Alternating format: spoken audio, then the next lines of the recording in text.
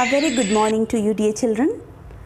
आज मैं आपके सामने एक पोएम रोड नॉट टेकन जो हमने पिछली क्लास में किया था उसका सेकंड पार्ट यानी क्वेश्चन आंसर लेकर आई हूँ आपको वो पढ़ाने के लिए।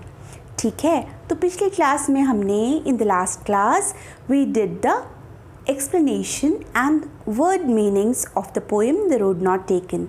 ठीक है, पिछली क्लास में हमने इसकी व्याख्या की थी इस कविता की और शब्दार्थ देखे थे और आज हम करेंगे as I told you question answers. ठीक है, इससे पहले हम जान लें, एक बार दोहरा लें कि हमने पिछली क्लास में क्या पढ़ा था। हमने पढ़ा था दो रास्तों के बारे में। ठीक है, जो कवि को एक जंगल में मिलते हैं और उसे एक रास्ता चुनना होता है, तो वह रास्ता वही चुनता है जिस पर कम लोग चले हैं, यानी जिस पर ज़्यादा घास होती है, उस रास्ते को वो चुनता है। जिस पर कम लोग चले हैं इसलिए वो ज़्यादा चुनौतीपूर्ण है। ठीक है, और सालों बाद कवि एक लंबी सांस लेकर कहता है कि उसने वो चुनाव जो किया था उसी ने वास्तव में उसकी ज़िंदगी को बदल कर रख दिया। हम ये तो नहीं जान पाते कि वो इस बदलाव से दुखी है या खुश, पर हम ये ज़रूर जानते हैं कि सही निर्णय जो सोच समझकर लिया गया हो उससे हमारा जीवन सही मायने में ज़रूर बदल सकता है। इसलिए बच्चों, ये कविता बताती है कि हमें सोच समझकर ही कोई निर्णय लेना चाहिए और उस निर्णय पर कायम रहना चाहिए। ठीक है,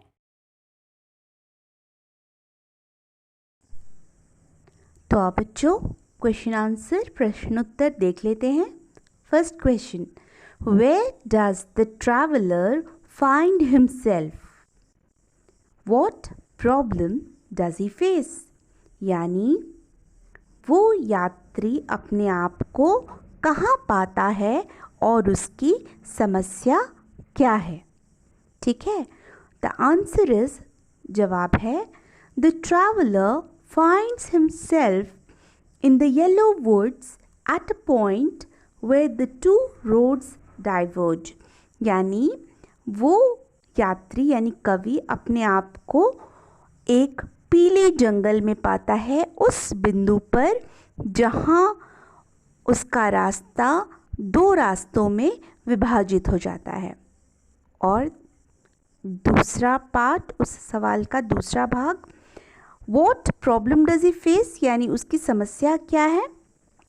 the problem that he faces is that he can not decide which road to take to continue his journey. उसकी समस्या ये है कि वह इस निर्णय पर नहीं पहुंच पा रहा है कि वह अपनी यात्रा जारी रखने के लिए किस रास्ते को चुने।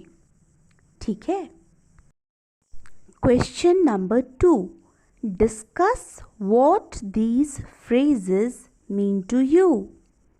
निम्नलिखित वाक्यांशों के अर्थ क्या हैं? पहला, अ येलो वुड। दूसरा, it was grassy and wanted wear. तीसरा, द पासिंग देयर। चौथा, leaves no step had trodden black. और पांचवा, how way leads on to way. तो पहला, अ येलो वुड। आंसर है, yellow woods refer to the forest in the autumn season. यानी पीले जंगल से पर्याय है फॉरेस्ट यानी जंगल का, जो कि पतझड़ के मौसम में जैसा दिखता है वैसा नहीं।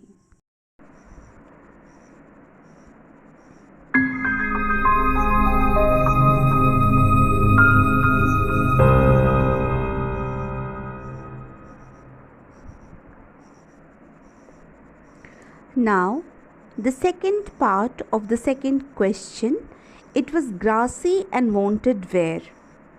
So the answer is, it was grassy and wanted wear. It means that the road was full of grass and very few people had used it. It seemed to invite people to tread on it. इसका अर्थ है वो रास्ता घास से भरा हुआ था और बहुत कम लोग उस पर चले थे, मानो वह रास्ता लोगों को चलने के लिए आमंत्रित कर रहा हो। ठीक है, अब third question, the passing there का क्या अर्थ है? It implies the use of the path by passers by, यानी इसका अर्थ है कि वह रास्ता गुजरने वालों द्वारा इस्तेमाल किया गया था। फोर्थ है, leaves no step had trodden black. It implies that the leaves lying on the road had not been crushed under the feet of the travelers. यानी उस रास्ते पे जो पत्ते पड़े हुए थे वो काले नहीं पड़े थे क्योंकि वो पैरों से कुचले नहीं गए थे। ठीक है, उसके बाद पांचवा और अंतिम प्रश्न, प्रश्न 2 का, क्वेश्चन 2 का, how way leads on to way. It means through this phrase the poet refers to the fact that one road always leads on to another and so on. कवि का यहाँ इस वाक्यांश से यह तात्पर्य है कि एक रास्ता दूसरे रास्ते की ओर बढ़ता है, ठीक है, और फिर दूसरे रास्ते की ओर, और फिर इस तरह से बढ़ता ही जाता है।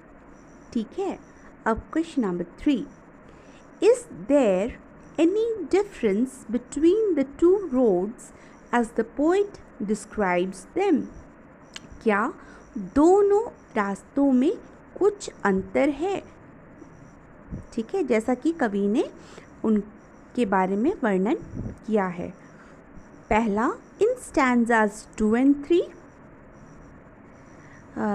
स्टैंजा 2 और 3 में क्या रास्तों में कोई अंतर है? In the last 2 lines of the poem, या पोएम के कविता के अंतिम 2 पंक्तियों में कोई अंतर पाया गया है उन रास्तों में। ठीक है, पहला, there is no difference in the roads as the poet describes them in stanzas 2 and 3, except that the road he took was covered with grass, looked to be not much used. Otherwise, both roads were equally covered in uncrushed leaves, as if no person had stepped on them. ठीक है, तो कवि कहते हैं कि दूसरे और तीसरे स्टैंजा में दोनों रास्तों में कोई अंतर नहीं है। सिर्फ इतना ही अंतर है कि एक घास से भरा हुआ था और मानो उस पर बहुत कम लोग चले हों। इसके अलावे दोनों रास्ते लगभग बराबर ही थे और पत्तों से ढके हुए थे जो कि पैरों से कुचले हुए नहीं थे। ठीक है, और दूसरा, in the last 2 lines of the poem, कविता के अंतिम 2 लाइन्स में रास्तों में क्या अंतर है? In the last 2 lines of the poem the poet says that there is a difference between the 2 roads because the road he opted for was less travelled by other people. यानी कविता के अंतिम 2 पंक्तियों में कहा गया है कि दोनों रास्तों में अंतर था क्योंकि जो दूसरा रास्ता था वो कम लोगों द्वारा चला गया था। ठीक है, उसके बाद अगला question, what do you think the last 2 lines of the poem mean? Looking back, does the poet regret his choice और एक्सेप्ट इट? यानी कविता के अंतिम 2 पंक्तियों का आपकी नज़र में क्या अर्थ है? आप क्या सोचते हैं कि उनका अर्थ क्या है? और अगर हम मुड़ कर देखें तो क्या आपको लगता है कि कवि ने जो निर्णय लिया था उस पर उसे कोई खेद था, उसे कोई अफसोस था? ठीक है, तो जवाब है इस अंतिम प्रश्न का, The last two lines of the poem reflect the courage to accept the challenge and take the right decisions in life. The poet decided to take the path that was less traveled by the others because he wanted to do something different in his life. No. अच्छा, तो question के पहले भाग का जवाब हम लोग देख लेंगे कि कविता के अंतिम 2 पंक्तियों में हम देखते हैं कि ये कवि के साहस को दिखाता है, जिसने उस चुनौती को स्वीकार किया और सही निर्णय लिया अपने जीवन में। कवि ने ऐसे रास्ते को चुना जिस पर बहुत कम लोग गए थे, क्योंकि वो कुछ अलग करना चाहते थे। ठीक है, इसीलिए उन्होंने ऐसा रास्ता चुना जो चुनौतीपूर्ण था। ठीक है, और इसका इसी प्रश्न का लास्ट पार्ट है, looking back does the poet regret his choice और एक्सेप्ट इट? क्या कवि को अपने निर्णय पर कोई खेद, कोई अफसोस था?